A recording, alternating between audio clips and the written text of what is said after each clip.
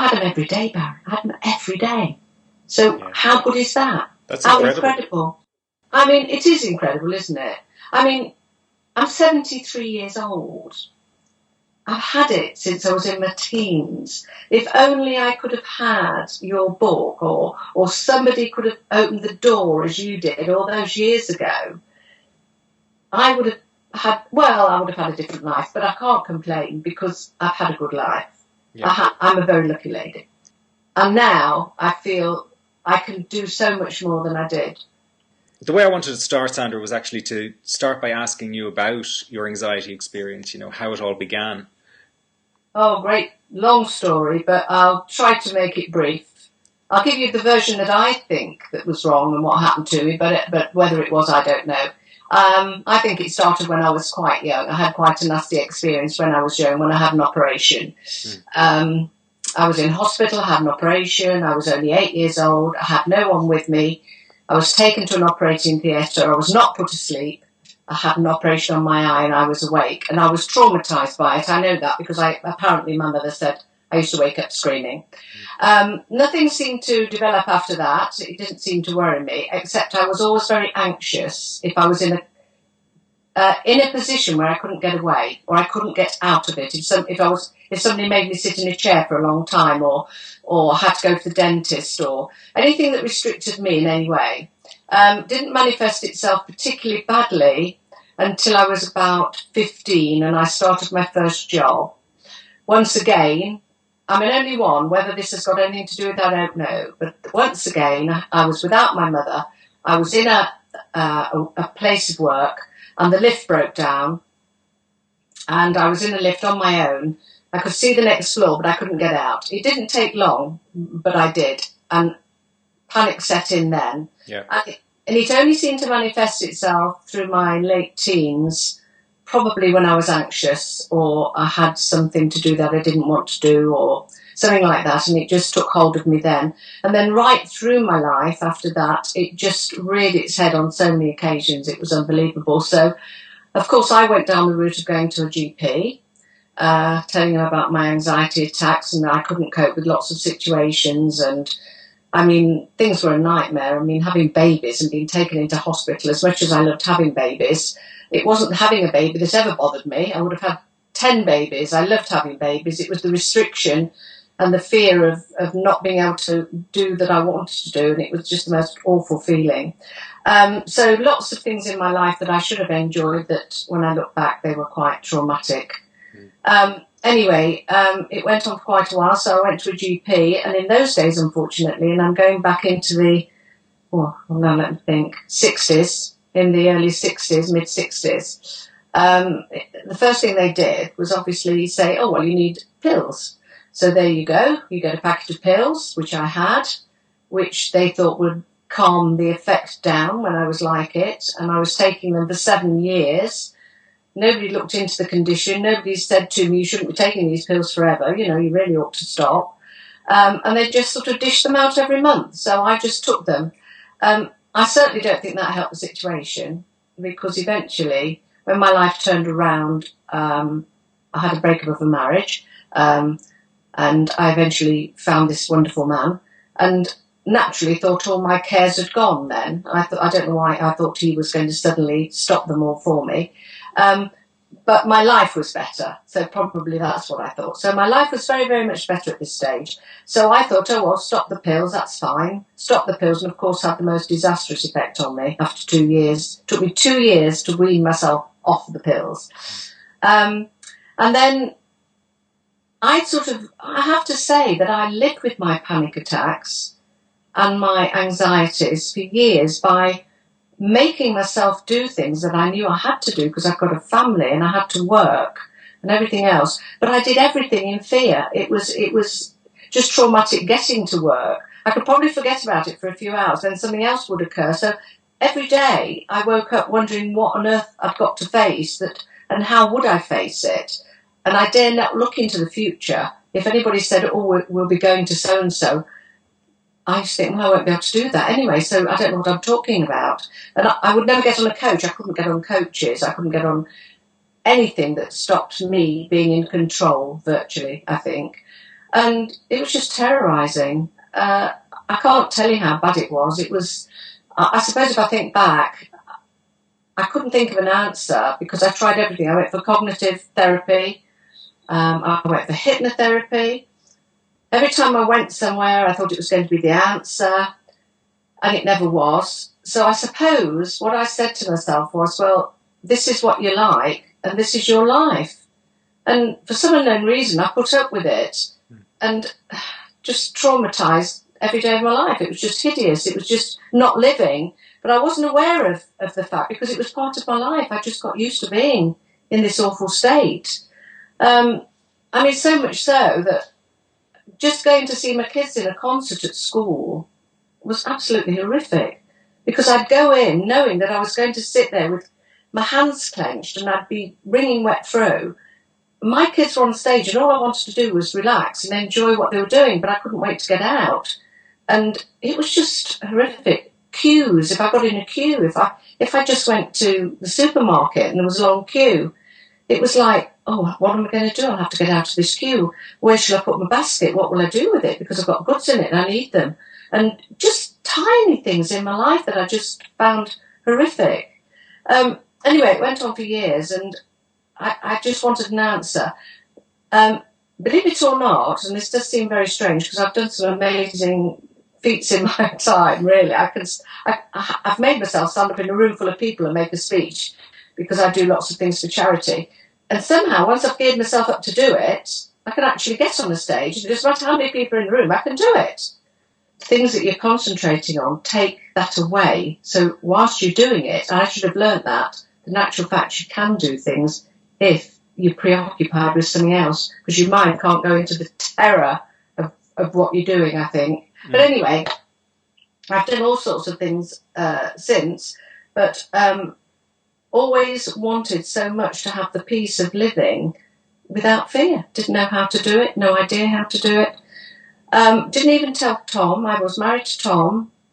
He knew I had a problem of some sort because I used to be terrorised every time I had to go on a long journey and would nip to the loo once, twice, 3 times, 4 times, 5 times. And he just used to think it was a bit of a strange thing to do, but never mind. And he was always there and he said, if you've got a problem, always tell me and all that. But it did come to a head one day when we were away and I just burst out crying and I just said, I don't think I can carry on. I don't think I can stay in this hotel anymore. I think I've got to go home. And he said, Sandra, you've got to talk to me. And I told him all about it and he obviously couldn't understand because unless you've been in that dreadful situation, you can't. And he's very level-headed and he's a very calm man. And he can put things in boxes. He's very, very good at that. If he's got a problem, if you can't do anything about it, it doesn't bother him. If you can do something about it, he does it. Yeah.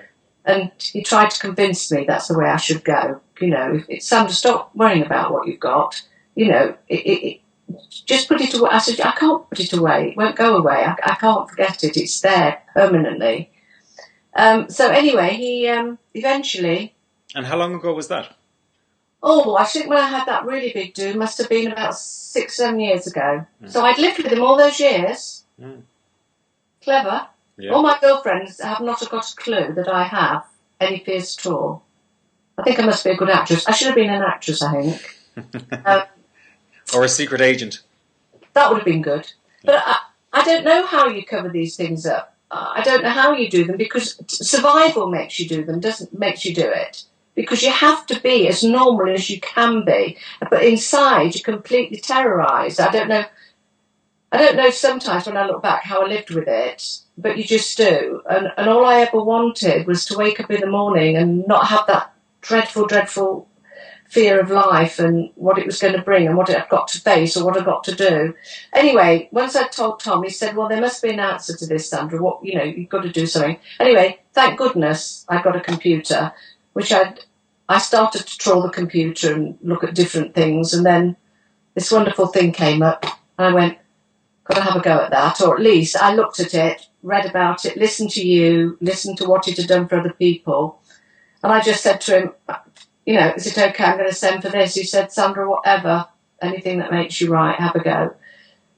And I did send for it. And I read it and read it and read it, and it became a Bible, really, I have to say, because I had to keep rereading it. And I think anybody that uses your method must keep reading it for it to actually sink in to what you really want us to do, what wanted me to do. Yeah.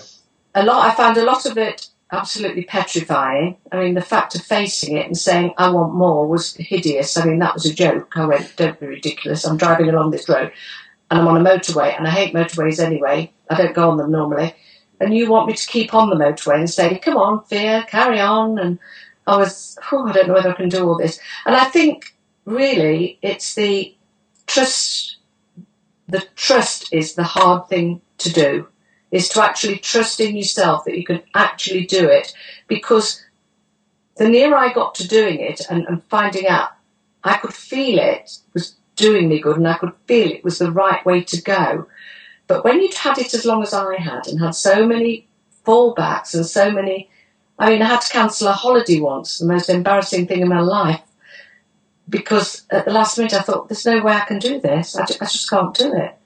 Lost money, and it was just hideous. I couldn't do it. So when you've done all of that, you wonder if the next occasion's going to be the bad one again. So you can live with some things. I could live with the queues and the odd dentist and the odd doctors and all the rest of it, and to sit in a waiting room, terrorised, but knowing that, well, I've got to stay here, so I just have to stay here. So I read it and reread it, and I could see exactly where you were coming from, and I got a lot of comfort from it and a lot of understanding. And I also found that my worst time was mornings, so I used to do my morning pages. Yeah. I'd get up first thing in the morning, or I'd sit in bed, and I'd get a book. I've got pages in there, I can read them all to you. They're fearful what I put, frightening what I put.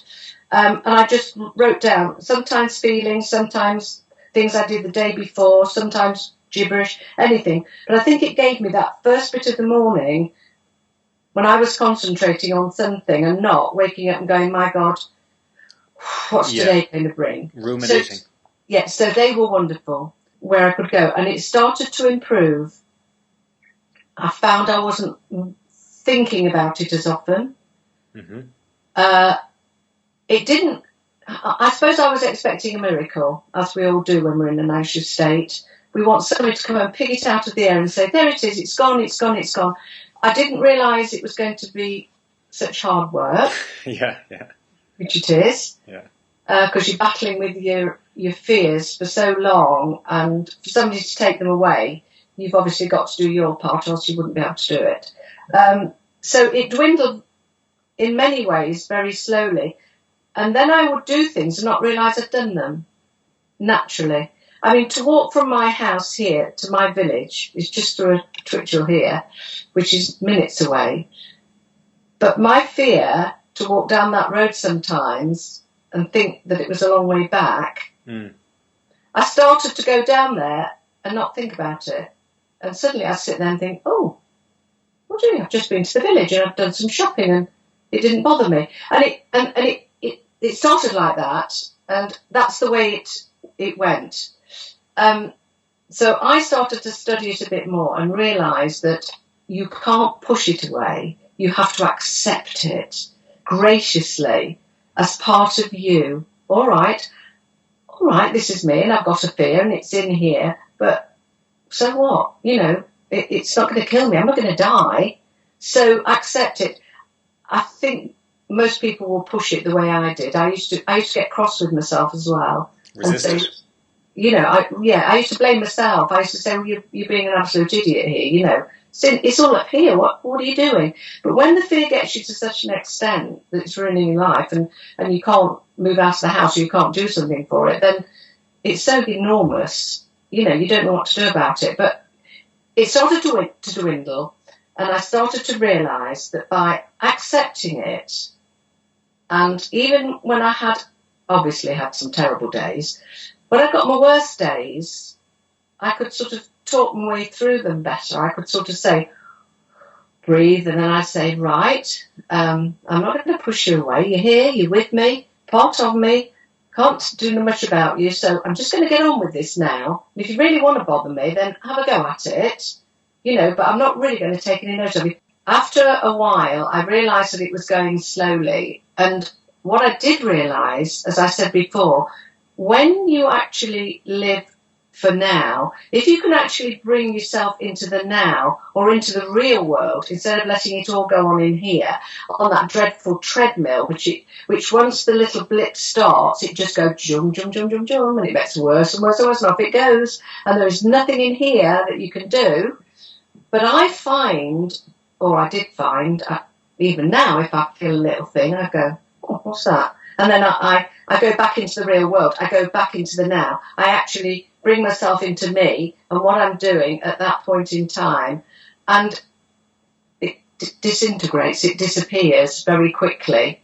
I can't say that I haven't had any for ages, but if I've had any in the last year, it's 3. I had them every day, Barry. I had them every day. You see, you come across so articulate and confident that I don't think people would suspect that you... Nobody has. Yeah.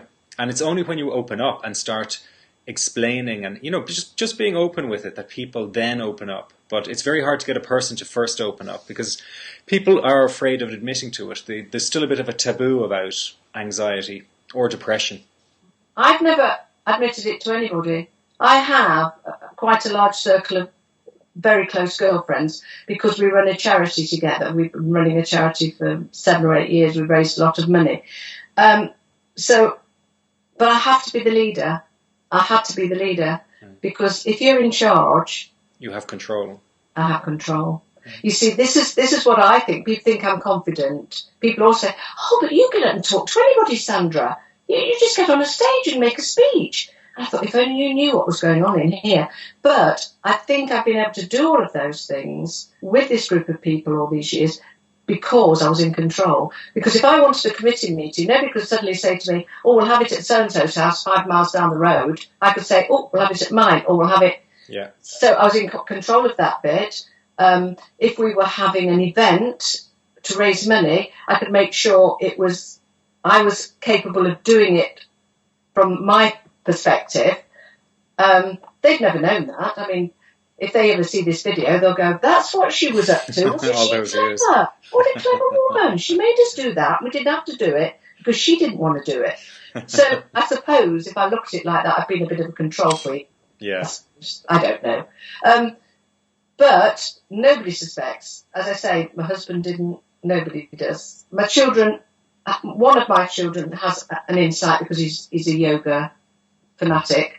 And we sit and talk about life and where we're going and the here and now and all the rest of it. But he doesn't know that I've got a specific fear of any description. I just say to him, oh, I've been through a few things in my life, Chris, because he's an anorexic, so he's suffered as well. And so he doesn't really know the strength of it. Certainly my eldest son doesn't. None of my daughter-in-laws, neither my daughter or obviously my grandchildren wouldn't know. I found it fearful. I mean, taking my grandchildren to see pantomimes or anything was a nightmare. Pills, drink, anything, get them there, enjoy it, and then come home and go, oh, thank God that's over, that was awful. Waiting for the doors to close in the theatre. Yeah. Dreadful, dreadful, dreadful. And using all these different coping methods and strategies or medication to just get you through, but never really enjoying the moment.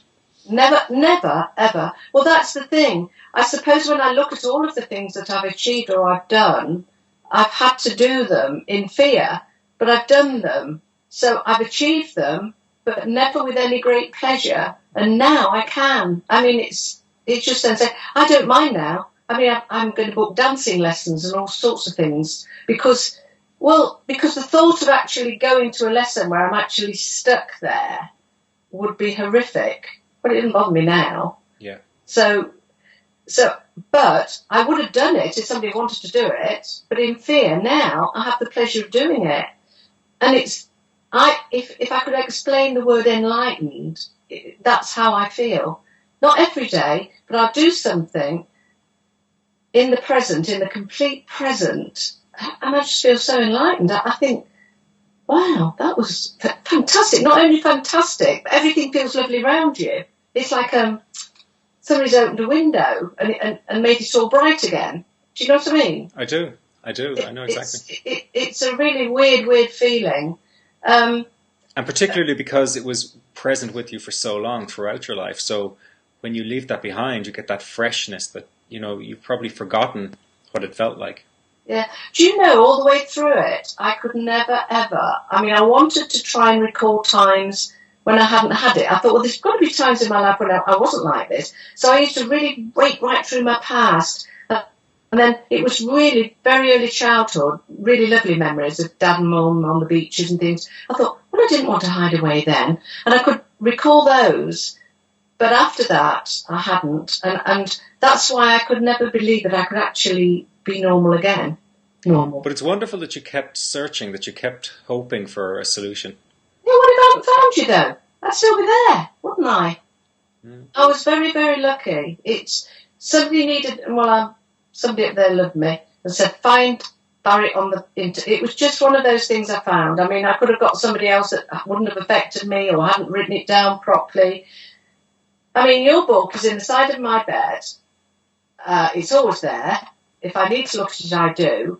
I'm not saying I don't need you anymore because it's lovely to know you're around. Yeah. But your method has made me realise what to do and what not to do, and it gets better every day. I had to take my husband to the hospital today. Mm-hmm. He drove there, I drove back. That was fine. But the terror of actually going that distance this time last year or the year before would have been horrific. The fact that I was taking him to have a procedure which was worrying me anyway would have been out of the question. I would have been a drained wreck, would have been no use to him whatsoever. Today, I got up this morning, didn't feel fabulous about it because I was worried about him, but I actually went and had a cup of coffee on my own and came back. I sat and read a magazine like a normal human being. They're all sitting reading magazines. I couldn't have done that before. I would have been sitting there, nipping to the loo, sitting there screwed up, feeling ill and sweating and all the rest of it. And I didn't. And he walked out, had a chat. I drove him. Well, we didn't. We stopped up and had lunch. We had a wonderful lunch, came home. And I thought, gosh, I feel so much more use now because I can actually do things without the terrors. I had to get over my own fears to help somebody else. And now that isn't here. I don't think about myself because it's not there. So I can just get on with doing what I want to do. I'm delighted for you. And do you give yourself full credit for getting that result? Really? Mm. You did well. It was. I'm not saying it was easy, but all I can say is once I started it, I could immediately. I read it. The fact that I knew you'd suffered in the first place, so you weren't talking loads of gibberish. You were talking about something that you actually passionately knew was horrific. Because I don't think you can. Even if I'd have explained to my friends, they'd sort of think, so. You're frightened of going somewhere, so just get out there. Just walk out the door, go and sit somewhere and lock yourself in. But no, unless you've had it like you had, I don't see how anybody could explain how you feel. So yours was in simple English and I could understand it. So from the word go, I knew you were right. I had every confidence in you, but to put it into practice... That's the hard bit. That's the hard bit. Very, very hard. You must find it hard with some people. Try and get that bit over. And it is the trust in yourself. I'd had it so long, so it let me down so many times. I thought, this can't be right. Just to tell it to come on and it'll go. But then, you see, I started to think, hang on, I didn't used to be like it. So my brain didn't make me frightened once in my life. So why on earth can't it revert back to being like that? So I started to sort of think about it in those terms. I thought, well, of course it can. You started thinking about it in terms of a bad habit that you had fallen into. Yes. Well, yeah, that's a good way of putting it. A really bad habit, which got worse and worse, obviously. I mean, it just did get worse. I mean, at its worst, it was horrendous. It was so bad. I mean, this sounds terrible. I've never, ever wanted to take my own life. Ever, ever, ever. I've got too much to live for. I've got too many beautiful children and lovely things around me that I would never want to take my own life. But I was never, ever afraid of death because that, to me, would have been peace. this awful thing that was going on continually in my life, the only way that I would never have it would be not to be here. But I didn't want to ever take my life away. But I was ever afraid of death because I thought, well, at least when I've gone, I'm not going to have this awful thing every day, waking up and being scared to do anything, or waiting for the next phone call to tell me I've got to, go to some horrific, I don't know, conference or something like that I knew that when I got there I was going to be sitting there petrified all day and having So no, I didn't ever want to commit suicide, but it got that bad that I couldn't see life as a nice place to be. Isn't it awful? Yeah, all the joy is stolen out of life, isn't it? Completely. Fear just drains you of everything, and it's so hard to handle. But you gave me the method, you gave me the reason. I read your book, and once I read it, I thought, well, there we go. That's the answer. Now you start to do it. Found that quite hard to start with. Then it got a bit better and a bit better. And I'm glad I went to Michelle because she's great. She's very, very, very good. I mean, I have to say, I saw a psychotherapist about 5 years ago. And to me, when I look back, she didn't give me any answers at all. All she wanted to do, I think, was sort of look into my past to find something that had created it. And she seemed to tell me that once I knew what had created it, I wouldn't have it anymore, which is a load of rubbish, isn't it? That doesn't work. You have to solve the problem in the present. It's nice to know sometimes what potentially triggered it, but it's not going to solve the problem. You solve it in the moment. So that is the answer, isn't it? To bring yourself into the... It's very hard to... I used to even just sit and look out the window and think, look out the window, because that's the world. So that's how it is. Now you transfer. And I just couldn't get it. I could not get how to stop being the way I was. And it was very frustrating. But I did. But you did. But I got there. And it's unbelievable. Absolutely unbelievable. I really can't tell you. But it doesn't come... It wouldn't be right, would it, for it to suddenly, wow, go? Because that would blow your mind, wouldn't it, really? One day you're petrified and the next day you're not. So it sort of goes quite slowly minded, quite slowly. I like to think of it a bit like going to the gym. You know, you don't go to the gym once and get all the results that you're looking for. You have to keep going, keep applying.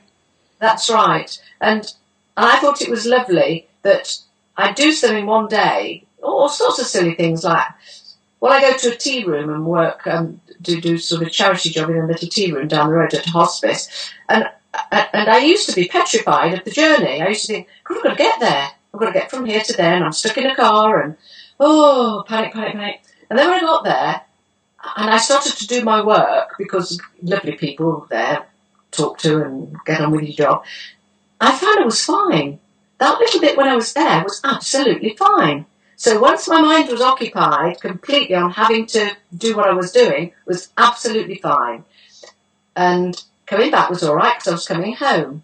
So why didn't I realise then that once my mind was occupied, I was fine?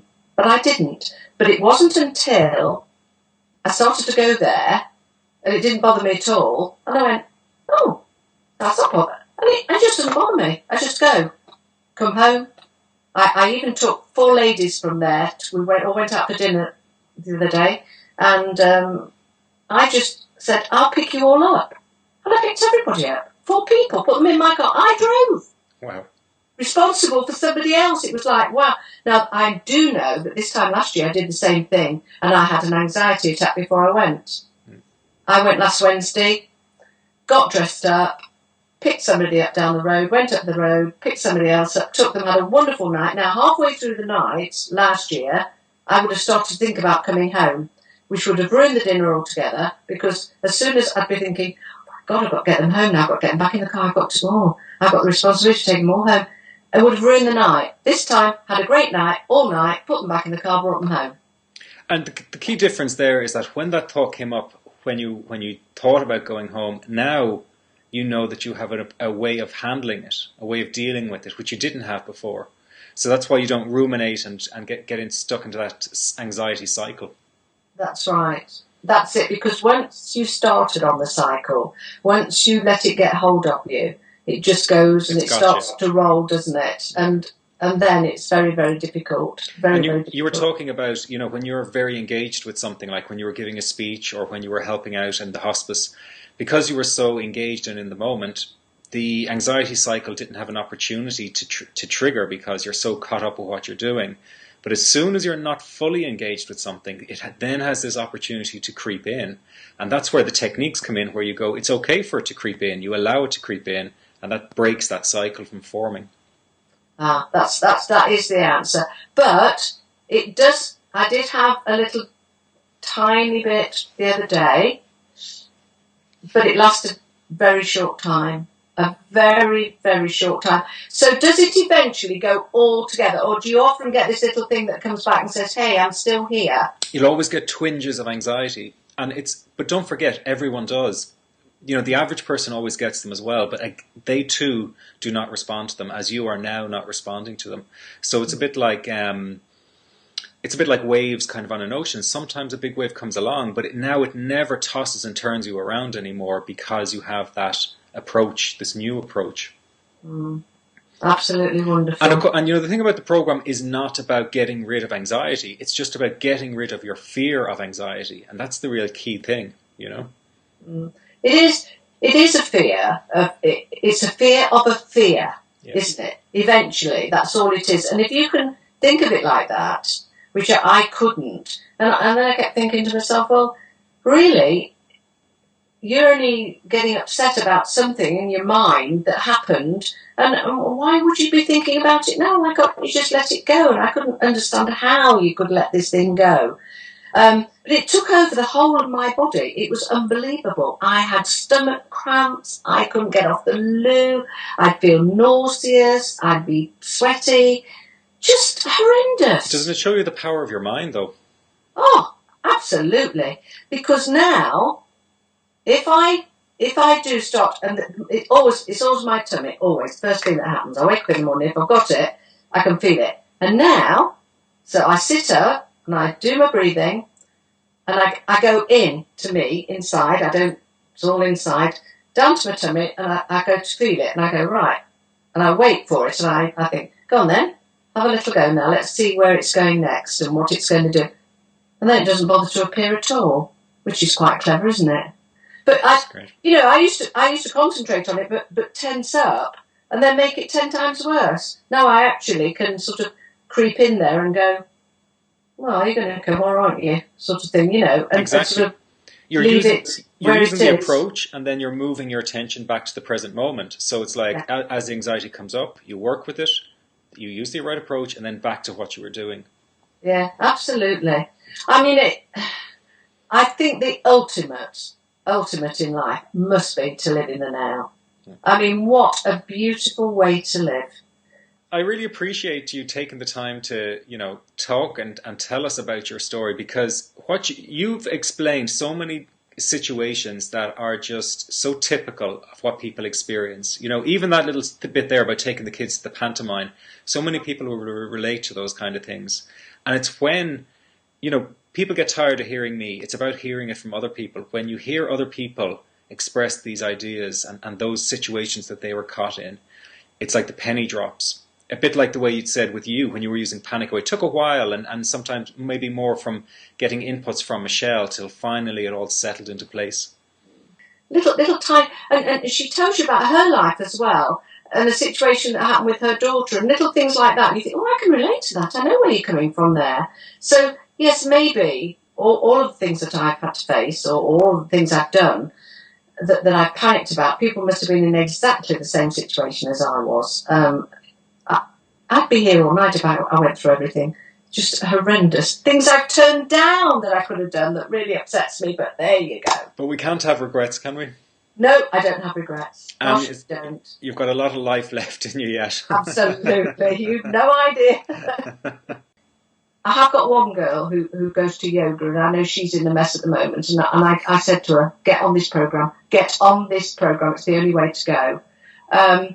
Because people don't tell you what's wrong with them, and I'm not in an authority to ask them anyway. But it is nice when you know somebody's having problems, if you could say, look, I had exactly, she said, you couldn't have had what I've got. I said, oh, but I did.